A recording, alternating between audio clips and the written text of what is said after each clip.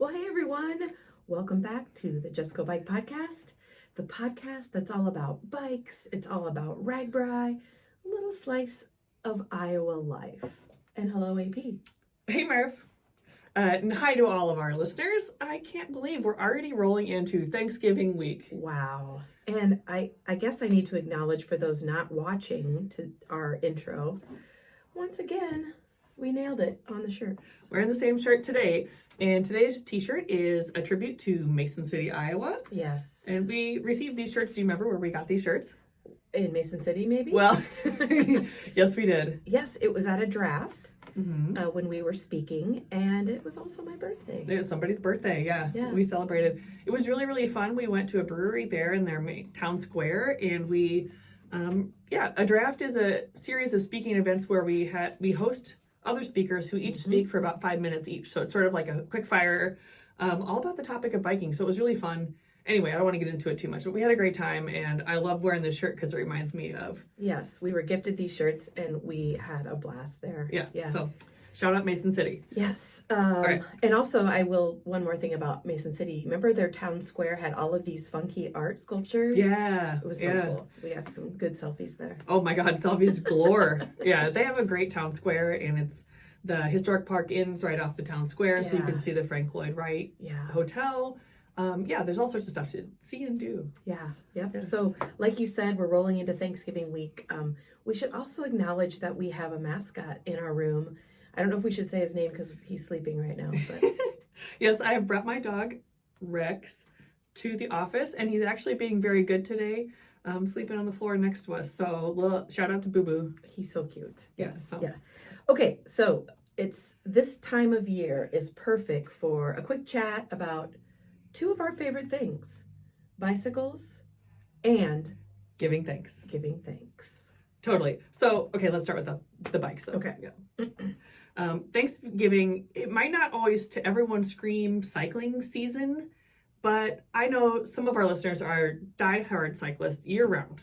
Including me, right? Yeah. So, yeah. I saw a few folks out on the trails this past weekend, including Mr. Clarence Bosenberg, who I believe is now 98 years old. Wow. He was out biking when it was so windy and cold, and I am speechless that he's still out and about. That's amazing. That's my role model. I want to be able to do that when I'm 98. I know, yeah. In Iowa, here in Iowa, it may get chilly, but the scenic bike paths, especially those late fall sunsets, which happen now at like 4:15, but they're worth layering up for. Yeah, for sure. I mean, there's something about going outside in the cold weather and being properly bundled, and so you feel a little bit invincible. Yeah. You can just do anything out there. But if you're not a winter rider, it's also a great time to show your bike some love. Maybe it's time for a tune-up, or maybe just give it a good cleaning before you store it or throw it on the trainer. All right. Yeah. It's a good point. Winter hibernation for your bike doesn't mean neglect. A little maintenance now will help make spring riding a little bit easier. Yeah, and it sort of saves you a little bit of time. I know my first ride of the year, once I get back out on the road, it takes me forever to get my bike ready and to get my supplies together. But if your bike's already well maintained and ready to go, that's one less thing on your checklist. Very smart. Very smart. There you go. So, speaking of sweeter, Murph, Thanksgiving. What are you thankful for this year? Oh gosh, where do I start? First, I'm so grateful for this podcast, for you, and all the amazing people we've met. I mean, fellow cyclists, RAGBRAI enthusiasts, listeners, everyone who shares their story with us. It's been so thankful. Yeah, same here. The biking, first of all, I'm super thankful that Rex is sleeping and being quiet for this because he's a hound dog, and if he howls, everyone will know from the whole block. Okay. So, but the biking community, they're just so welcoming and so inspiring, and it's just so amazing to be a part of it. And also, I have to say, I'm super thankful for all the pie that's coming my way next week. Oh, are you going to make your special pie that you always make every year? I'm going to make two special pies, two of the same pie. Okay. Because every year I make my blueberry pie with the lattice crust. Okay. And it gets eaten immediately. So I'm going to try to make a second one so that I can have a piece this year. So, yeah. All right. Well, I would say pie is definitely a highlight. This is the only time of year that I actually eat pumpkin pie. Oh. And I think the only reason I like it is because of the volume of whipped cream that goes on it. Ah, very good. So, I just eat the whipped cream straight.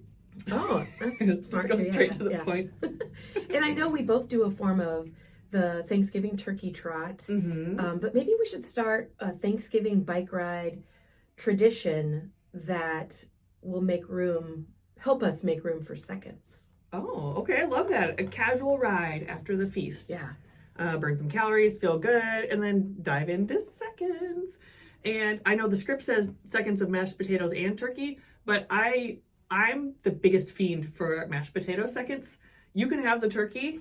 I will eat so many mashed potatoes left over. And actually, this is also the only time of year that I eat stuffing. Oh. Stuffing with mashed potatoes that are left over. Yeah. So good. So good. You know, we might be onto something, but seriously, I think Thanksgiving is a great reminder to pause, appreciate how lucky we are to enjoy this beautiful state, the bike trails, and the people who make cycling so much fun. Oh, I couldn't agree more.